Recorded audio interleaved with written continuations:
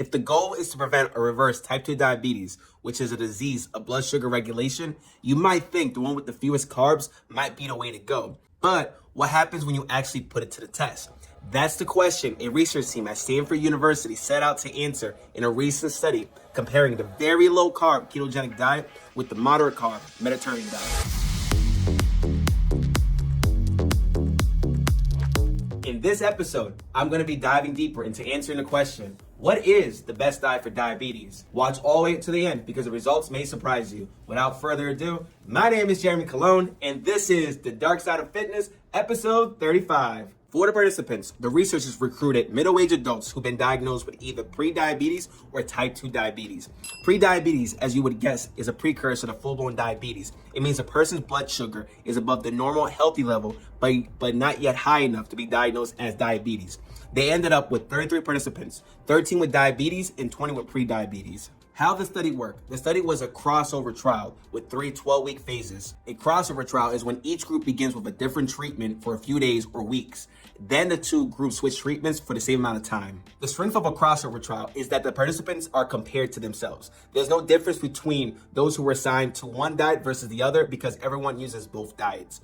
In the first 2 phases, participants were randomly assigned to follow either the keto or Mediterranean diet. Those who started keto switched to Mediterranean after 12 weeks, and those who started with a Mediterranean switched to keto.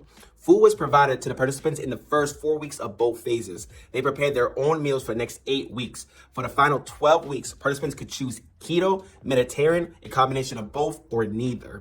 The researchers just wanted to track what they chose and how closely they followed it. So here's what the study found. So, blood sugar declined on both diets. There was a slightly larger decline for the keto diet, but the difference wasn't statistically significant. Body weight also dropped on both, even though participants weren't encouraged to lose weight. The reason they lost weight wasn't a mystery. They ate less food. Even after the final 12 weeks, when participants chose and managed their own diets, participants ate close to 300 fewer calories than they did before the study even began. Also common to both diets, HDL, which is good cholesterol, went up and triglycerides declined. The biggest difference between both groups, LDL, which is bad cholesterol, rose 10% on the keto diet, while it declined 5% on the Mediterranean diet. Here are coaching takeaways for this study. Number 1, there is no best diet. Lots of different diet patterns and approaches can help people manage their weight and body composition while mitigating disease risk. In the first 2 weeks of the study, participants who started with the keto diet lost about 15 pounds, 6.9 kilograms, compared to 11 pounds, 5 kilograms for those who were assigned to begin with the Mediterranean diet. If that means anything, it means a highly motivated person could see better initial results on a more extreme diet. But is that even a good idea? Not if you look further down the road. Number 2, adherence is the key to success on any diet. Participants adhere closer to both diets when food was brought to them. Adherence slipped a bit when they provided their own food, but the slippage wasn't more pronounced in either group. But there was something interesting for the keto diet. Carbs increased from 12 to 18% of total calories when participants went from delivered to self-prepared foods. Meanwhile, those who were assigned to the Mediterranean diet stayed close to the same macronutrient ratios throughout, even though specific percentages of carbs, proteins, and fat weren't a point of emphasis. And when participants chose their own diets during the final 12-week phase, their choices were much more closer to the Mediterranean diet than the keto.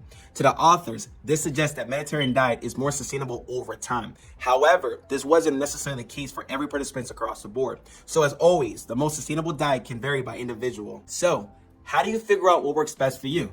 You ask yourself, what do you like? What do you don't like? What did you learn from your past experience? Then you experiment, you monitor, and then you adjust according to the outcome. Thank you so much for taking the time to watch this video. Please like and subscribe to this channel. Share this video with anybody who you think could benefit from this. Please leave your thoughts in the comments below. Let me know what you want to see in future videos and have a great one. Take care. Bye-bye.